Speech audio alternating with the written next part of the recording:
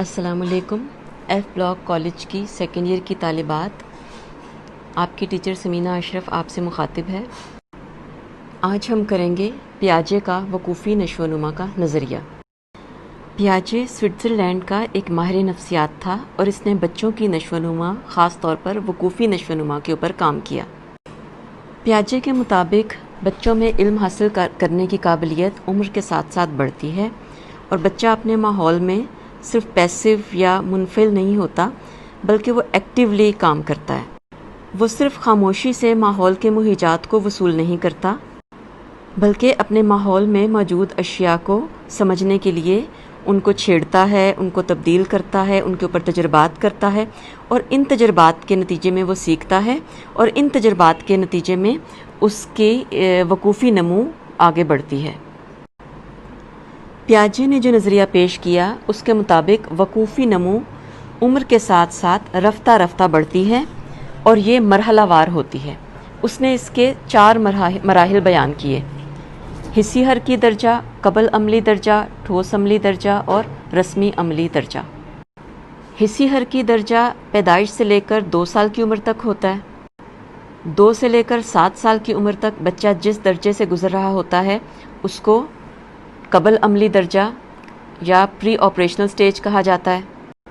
7 سے 11 سال کی عمر تک کا درجہ ٹھوس عملی درجہ یا کانکریٹ آپریشنل سٹیج کہلاتا ہے اور 12 سال سے لے کر بالغ ہونے کی عمر تک کے درجے کو رسمی عملی درجہ یعنی فارمل آپریشنل سٹیج کہا جاتا ہے۔ اب ہم دیکھیں گے کہ ان درجوں کی کیا کیا خصوصیات ہیں اور ان درجوں کے دوران بچے کی وقوفی نمو کس طرح تشکیل پاتی ہے۔ یاد رہے کہ وقوفی نمو سے مراد سوچنے، سمجھنے، یاد رکھنے، علم حاصل کرنے اور مسائل کا حل کرنے کی استعداد ہے۔ سب سے پہلے ہم دیکھتے ہیں حسی حرکی درجے یعنی سینسری موٹر سٹیج کو۔ یہ درجہ پیدائش سے شروع ہوتا ہے اور آپ جانتی ہیں کہ پیدائش کے وقت بچہ سوچنے سمجھنے کے بالکل قابل نہیں ہوتا، لیکن وہ 2 کام کر سکتا ہے۔ ایک تو اس کے اندر ریفلیکسز ہوتے ہیں اور دوسرا اس کے پاس حواس ہوتے ہیں۔ ریفلیکسز کا مطلب یہ ہے کہ اس کے ہاتھ پاؤں، اس کا پورا جسم ماحول کے مہیجات کو آٹومیٹیکلی جواب دیتا ہے۔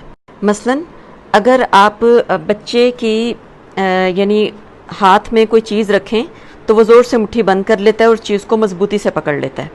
اسی طرح اگر آپ اس کی منہ میں کوئی چیز ڈالیں تو وہ فوراً اس کو چوسنا شروع کر دیتا ہے۔ اسی طرح اگر آپ بچے کو ایسے سیدھا اپنے ہاتھوں میں لٹکائیں جیسے کھڑے ہونے کی پوزیشن میں تو اس کے پاؤں چلنے کی پوزیشن میں موو کرنا شروع کر دیں گے۔ پیدائش کے وقت بچہ یہ تمام حرکتیں اپنی مرضی سے نہیں کرتا بلکہ یہ حرکتیں اس سے خود بخود یا آٹومیٹیکلی سرزد ہوتی ہیں۔ وقت کے ساتھ ساتھ جیسے جیسے بچہ بڑا ہوتا ہے تو اس کو اپنی حرکات کے اوپر قابو آنا شروع ہو جاتا ہے۔ مثلا پہلے جو اس کے ہاتھ خود بخود ہلتے تھے تو اب اس کو آہستہ آہستہ اتنا کنٹرول آنا شروع ہو گیا ہے کہ وہ اپنی مرضی سے کبھی اپنے ہاتھ کو ہلاتا ہے اور کبھی روک لیتا ہے۔ اس کے ساتھ ساتھ بچے کو پیدائش سے سینسز یعنی حواس قدرت کی طرف سے دیے گئے ہیں۔ وہ دیکھ سکتا ہے، سن سکتا ہے، چیزوں کو ٹچ کر سکتا ہے، چکھ سکتا ہے۔ تو ان حواس کے ذریعے وہ جتنا علم حاصل کر سکتا ہے حاصل کرتا ہے، لیکن ان حواس کے ساتھ ساتھ وہ اپنی حرکات کو بھی استعمال کرتا ہے۔ اسی وجہ سے اس درجے کو حسی حرکی درجہ کہا جاتا ہے۔ بچے کے ہاتھ میں اتفاقاً جھنجھنا آ جاتا ہے، وہ ہاتھ کو ہلاتا ہے تو جھنجھنے میں سے آواز آتی ہے، وہ ہاتھ کو روکتا ہے تو آواز آنی بند ہو جاتی ہے۔ بار بار ایسا کرنے سے بچے کی سمجھ میں یہ آ جاتا ہے کہ یہ جھنجھنا ایسی چیز ہے جس کو کہ جب میں ہلاتا ہوں تو اس میں سے آواز آتی ہے اور جب میں نہیں ہلاتا تو اس میں سے آواز نہیں آتی۔ اس طرح بچہ 2 حرکات کے درمیان فرق کرنا سیکھ جاتا ہے۔ اسی طرح بچہ پہلے تو جو بھی چیز اس کے منہ میں جاتی ہے اس کو چوسنے کی کوشش کرتا ہے، لیکن جب اس کو تھوڑا بہت کنٹرول حاصل ہو جاتا ہے تو اس کو یہ پتہ چلنا شروع ہو جاتا ہے کہ کچھ چیزیں ایسی ہیں جن کو چوسا جا سکتا ہے، جن کو کھایا جا سکتا ہے، جو مزیدار ہیں، اور کچھ چیزیں ایسی ہیں جن کو کہ کھایا نہیں جا سکتا۔ تو یہاں بھی اس نے دنیا کے بارے میں یہ ایک چھوٹا سا علم حاصل کیا کہ 2 چیزوں کی 2 قسمیں ہوتی ہیں، ایک وہ جو کھائی جا سکتی ہیں اور ایک وہ جو چوسی یا کھائی نہیں جا سکتی۔ تو اسی طرح بچہ اپنے ہاتھ پاؤں کو استعمال کر کے، اپنے منہ کو استعمال کر کے مختلف چیزوں کو ہلاتا جلاتا ہے، مینیپولیٹ کرتا ہے، پھینکتا ہے، الٹاتا پلٹاتا ہے، اور وہ چیزوں کو کیٹیگرائز کرنا شروع کر دیتا ہے، یعنی وہ اپنے ذہن میں چیزوں کی قسمیں بنانا شروع کر دیتا ہے۔ تو یہ اس کی وقوفی نمو کی ابتدا ہوتی ہے۔ حسی حرکی درجے میں بچے مقصود مرضی عمل کرنا سیکھتے ہیں۔ مقصود مرضی عمل کا مطلب ہے اپنی مرضی سے عمل کرنا۔ چونکہ ان کو اپنے ہاتھ پیروں پر کنٹرول حاصل ہو چکا ہوتا ہے تو وہ اپنی مرضی سے چلتے ہیں، اٹھتے بیٹھتے ہیں، اس کو مقصود مرضی عمل کہا جاتا ہے۔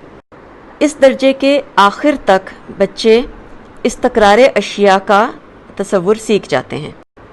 استقرار اشیاء کا مطلب یہ ہے کہ چیزیں اگر ہماری آنکھوں سے اوجھل ہو جائیں تب بھی وہ موجود ہوتی ہیں، لیکن بہت چھوٹے بچوں کو استقرار اشیاء کا تصور نہیں ہوتا۔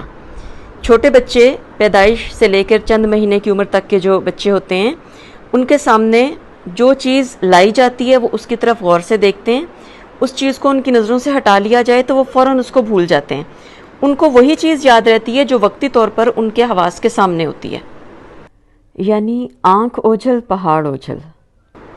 لیکن جوں وقت گزرتا ہے اور بچے تھوڑے سے بڑے ہوتے ہیں، یعنی تقریباً اس حسی حرکی درجے کے اختتام تک، تقریباً 2 سال کی عمر تک جب وہ پہنچتے ہیں تو ان کو استقرار اشیاء کا تصور آنا شروع ہو جاتا ہے۔ مثلاً 1 سال کے بچے کو اگر آپ کوئی ٹافی وغیرہ دکھا کر اپنی مٹھی بند کر لیں تو وہ بچہ اس کو بھول جائے گا، لیکن 2 سال کے بچے کو اگر آپ اسی طرح ٹافی دکھا کر اپنی مٹھی بند کر لیں تو وہ آپ کی مٹھی کو کھولنے کی کوشش کرے گا، کیونکہ اب اس کو یاد ہے کہ یہ ٹافی موجود ہے اگرچہ اس کو نظر نہیں آ رہی۔ اس کے بعد اگلا درجہ قبل عملی درجہ ہے جو 2 سے لے کر 7 سال کی عمر تک محیط ہوتا ہے۔ اس درجے کی اہم خصوصیت یہ ہے کہ اس کے دوران بچے میں علامتی سوچ پیدا ہوتی ہے۔ علامتوں سے مراد یہ ہے کہ مثلاً تخیل کا استعمال، جس میں کہ بچہ ان چیزوں کی ذہنی تصویر بنا لیتا ہے جو اس کے سامنے موجود نہیں ہوتی۔ علامتی سوچ اور تخیل کے ذریعے بچہ پریٹینڈ پلے کرنے کے قابل ہوتا ہے۔ مثلاً وہ ڈنڈے کو جھوٹ موٹ گھوڑا سمجھ لیتا ہے، یا کسی بھی چیز کو کان سے لگا کر یہ سمجھتا ہے کہ میں ٹیلی فون کر رہا ہوں۔ اس زمانے میں بچے ان چیزوں کے بارے میں سوچنے کے قابل ہو جاتے ہیں جو ان کی آنکھوں کے سامنے موجود نہیں ہوتی۔ وہ ان چیزوں کو بھی مانگتے ہیں یا ان لوگوں کو بھی بلاتے ہیں جو اس وقت نظروں کے سامنے موجود نہیں ہوتے۔ علامتی سوچ کی اہم مثال زبان کا استعمال ہے۔ مثلاً جب بچہ دودھ کا لفظ بولتا ہے تو یہ لفظ دودھ اصل میں علامت ہے اس چیز کی جس کو وہ حاصل کرنا چاہتا ہے اور جو اس کی نظروں کے سامنے نہیں ہے۔ اس کے علاوہ اس درجے پر بچے ان کاموں کی بھی نقل کر سکتے ہیں جو فوری طور پر ان کے سامنے موجود نہیں ہیں۔ مثلاً بچہ اپنے ابو کے کسی ایسے کام کی نقل کرے گا جو انہوں نے کل کیا تھا۔ اس کے علاوہ اس درجے پر بچے ہندسوں کا استعمال بھی کر سکتے ہیں اور گنتی وغیرہ گن سکتے ہیں۔ اس عمر میں بچوں کو یہ بھی سمجھ میں آنے لگتا ہے کہ چیزیں اپنی شکل بدلنے کے باوجود موجود رہتی ہیں۔ وہ چیزوں کو توڑتے اور جوڑتے ہیں، بلاکس کو بناتے ہیں، گراتے ہیں، ٹیوب لائٹ کو بار بار آن کرتے ہیں، آف کرتے ہیں، کیونکہ اس درجے پر ان کو سمجھ آ چکی ہے کہ جب ٹیوب لائٹ آن ہوتی ہے تو وہ آف والی شکل پر بھی دوبارہ جا سکتی ہے، اور جب وہ آف ہوتی ہے تو ان کو یہ پتہ ہوتا ہے کہ اس کو دوبارہ آن بھی کیا جا سکتا ہے۔ قبل عملی درجے میں بچے مادے کے تحفظ یا بقا کا تصور نہیں سمجھ سکتے۔ اس کو انگلش میں کنزرویشن کہا جاتا ہے۔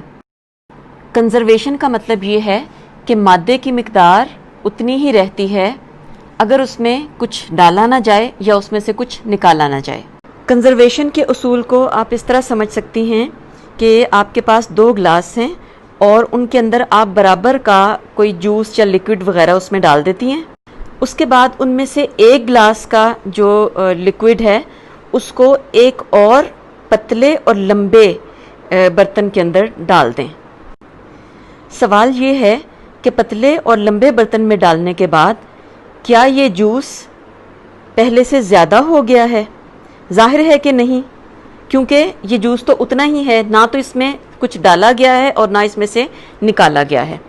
لیکن پری آپریشنل سٹیج یعنی قبل عملی درجے والے بچے کو جب آپ یہ پوچھیں گے کہ کیا یہ جوس اتنا ہی ہے، تو وہ کہے گا نہیں، یہ جوس پہلے سے زیادہ ہو گیا ہے، کیونکہ اس بچے نے ابھی یہ نہیں سیکھا کہ چیزیں صرف اپنی شکل بدلنے سے زیادہ یا کم نہیں ہو جاتی۔ اس اصول کو تحفظ کا اصول کہا جاتا ہے۔ تحفظ کا اصول قبل عملی درجے کے بچوں کو ابھی حاصل نہیں ہوا، اور اس اصول کو یہ اگلے درجے میں جا کر سیکھیں گے، جو کہ 7 سے 12 سال تک کی عمر کا درجہ ہے اور جس کو ٹھوس عملی درجہ کہا جاتا ہے۔ انشاءاللہ ٹھوس عملی درجے کے بارے میں ہم کل کے لیکچر میں پڑھیں گے۔